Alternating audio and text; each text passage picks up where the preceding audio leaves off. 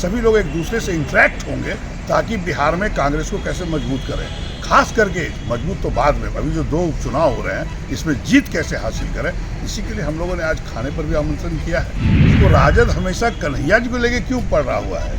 एक तो आपने गलती की कि दोनों सीट पर आपने उम्मीदवार घोषणा कर दी, जबकि कुशेश्वर थान पर पिछला जो 2020 का गठबंधन था उसमें कुशेश्वर थान हम लोग लड़े थे। मतलब गठबंधन का धर्म तो राजद ने पालन नहीं किया, उनको कन्हैया से क्यों डर है? कांग्रेस पार्टी एक ऐसी पार्टी है जो भी पार्टी में शामिल होना चाहेंगे।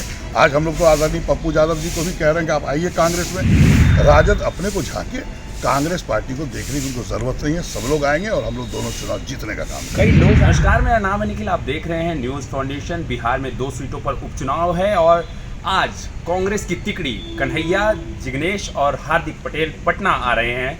हमारे साथ बात करने के लिए विधायक दल के नेता अजीत शर्मा जी हैं। सर, कन्हैया आ रहे हैं पटना। बड़ा आश्चर्य है कि आप लोग सिर्फ कन्हैया जी के चक्कर में क्यों पड़े। कन्हैया जी तो अभी कांग्रेस ज्वाइन किया, उनका स्वागत है। वो बिहार पहली बार कांग्रेस में शामिल होने के बाद आ रहे हैं, तो पूरा कांग्रेस वर्कर देखिएगा पूरा स्वागत में लगा है। और आज पार्टी ने कहा कि जब रात में आप अपने आवास पर भी खाना का कार्यक्रम रखिए सब लोगों के लिए। कांग्रेस पार्टी सब लोग मतलब सब लोग से मिले जुलेंगे। कन्हैया जी हैं, हार्दिक पटेल जी हैं, जिग्नेश जी हैं, सभी लोग एक दूसरे से इंटरेक्ट होंगे ताकि बिहार में कांग्रेस को कैसे मजबूत करें, खास करके मजबूत तो बाद में, अभी जो 2 उपचुनाव हो रहे हैं इसमें जीत कैसे हासिल करें, इसी के लिए हम लोगों ने आज खाने पर भी आमंत्रण किया है। सभी वर्कर्स कांग्रेस के नेतागण रहेंगे और हम लोग तय करेंगे कि दोनों सीट हम लोग कैसे जीते। कन्हैया जी से कौन घबरा रहा है भैया, ये बता दीजिए ना, कौन पार्टी को डर है? राजद कह रहे कोई फर्क नहीं पड़ने वाला, क्या कहेंगे इस पर? तो राजद हमेशा कन्हैया जी को लेके क्यों पड़ रहा हुआ है? एक तो आपने गलती की कि दोनों सीट पर आपने उम्मीदवार घोषणा कर दी, जबकि कुशेश्वर थान पर पिछला जो 2020 का गठबंधन था उसमें कुशेश्वर थान हम लोग लड़े थे। मेरे अशोक कुमार जी वहाँ 7,222 वोट से आ रहे। राजद के प्रत्याशी तारापुर से 7,225 वोट से आ रहे, 3 वोट अधिक से आ रहे, और आप दोनों सीटों में उम्मीदवार उतार दिए। मतलब गठबंधन का धर्म तो राजद ने पालन नहीं किया, उनको कन्हैया से क्यों डर है? कांग्रेस पार्टी एक ऐसी पार्टी है जो भी पार्टी में शामिल होना चाहेंगे। आज हम लोग तो आज़ादी पप्पू यादव जी को भी कह रहे हैं कि आप आइए कांग्रेस में, क्योंकि उनकी पत्नी पहले से कांग्रेस में MP रही हैं और अभी ऑब्जर्वर भी हैं कुशेश्वर थान में। तो एक पत्नी जब है तो पति को भी आना चाहिए। अब उनके आने से भी वो चर्चा करेंगे, पप्पू यादव क्या करेंगे, कन्हैया जी क्या करेंगे। अब देखिए आगे क्या क्या होता है। कांग्रेस पार्टी एक समुद्र की तरह बड़ी पार्टी है, राष्ट्रीय पार्टी है। कई लोग आएंगे, अभी तो शुरुआत हुई है, इतने लोग आएंगे कि देखते हैं कितने के बारे में बात करेंगे वो। राजद अपने को झांके, कांग्रेस पार्टी को देखने की उनको जरूरत नहीं है। सब लोग आएंगे और हम लोग दोनों चुनाव जीतने का काम करेंगे। कई लोग आएंगे, कहीं देर तो नहीं होगी? कहीं देर नहीं हुई है, बिल्कुल आए, समय पर आए।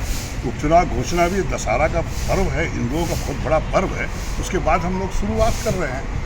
शुरुआत तो जनता वर्कर वहाँ कर चुकी है, जनता के बीच जाना। मैं भी तारापुर 2 दिन घूमा हूँ, हम कम से कम 20-22 गाँव घूम चुके हैं वहाँ। कल कुशेश्वर थान जाने वाले हैं, क्योंकि आज का कार्यक्रम है, जो वो पटना आ रहे हैं वो लोग, तो सब वर्कर से मिलेंगे, सदाकत आश्रम में भी, यहाँ हमारे आवास पे भी, और उसके बाद हम लोग कल से फिर जोर शोर से लड़ेंगे और लड़ के दोनों सीट जीतने का काम करेंगे। अच्छा, एक आखिरी सवाल, दोनों सीटों की बात की जाए तो जब महागठबंधन में टूट हुई तो राजद की ओर से कहना था कि गाँव घूम चुके हैं वहाँ, कल कुशेश्वर थान जाने वाले हैं, क्योंकि आज का कार्यक्रम है, जो वो पटना आ रहे हैं वो लोग, तो सब वर्कर से मिलेंगे, सदाकत आश्रम में भी, यहाँ हमारे आवास पे भी, और उसके बाद हम लोग कल से फिर जोर शोर से लड़ेंगे और लड़ के दोनों सीट जीतने का काम करेंगे। अच्छा, एक आखिरी सवाल, दोनों सीटों की बात की जाए तो जब महागठबंधन में टूट हुई तो राजद की ओर से कहना था कि हमने पहले भी मौका दिया था, हालांकि कांग्रेस उस पर खरी नहीं उतर पाई। ये आश्चर्य है उनका जवाब, खरी नहीं उतर पाई कांग्रेस। इसका मतलब आपने मदद नहीं किया था कुशेश्वर थान में, तो खरी नहीं उतरी। जब दोनों पार्टी साथ चुनाव लड़ रहे हैं, कोई किसी का भी कैंडिडेट हो, राजद का हो तो कांग्रेस समर्थन देगी तो आप जीतोगे, कांग्रेस का कैंडिडेट है तो आप समर्थन दोगे, पूरा सपोर्ट करो तो वो जीतेगी। यह कहाँ से कांग्रेस वहाँ लड़ेगी तो नहीं जीत सकती, राजद लड़ेगी तो जीत सकती है? ये तो बेतुकी बातें हैं। दोनों जब साथ थे तो कहीं ना कहीं हम हारे हैं, तो आप मदद नहीं किए होंगे तभी हारे। इसलिए ये बात कहना कि कांग्रेस नहीं जीत सकती है, ये बिल्कुल निराधार है। अब तो राजद ये भी कहने लगे कि आप लोग बीजेपी को फायदा उठाने के लिए कह रहे हैं। राजद क्या कहती है पूरे देश में? कांग्रेस पार्टी भारतीय जनता पार्टी के विचारधारा सिद्धांत के खिलाफ, विकास जो नहीं कर पा रही है, देश को बांटने, उसके खिलाफ हमेशा आवाज उठाते रही है। शुरुआती चले जाइए RSS के खिलाफ, ये कह रहे हैं तो ये तो उनसे पूछिए। कांग्रेस पार्टी, सूरज को आप दिया दिखाओगे तो सूरज को कोई फर्क नहीं पड़ता। कांग्रेस पार्टी एक राष्ट्रीय पार्टी है, पूरे देश में भारतीय जनता पार्टी से लड़ती है। उसको दिया दिखाने का काम मत कीजिए। कांग्रेस पार्टी जानती है कि भारतीय जनता पार्टी को कैसे रोकेंगे। 2024 में यही राजद पार्टी देखेगी, कांग्रेस की सत्ता होगी केंद्र में और राहुल गांधी प्रधानमंत्री होंगे।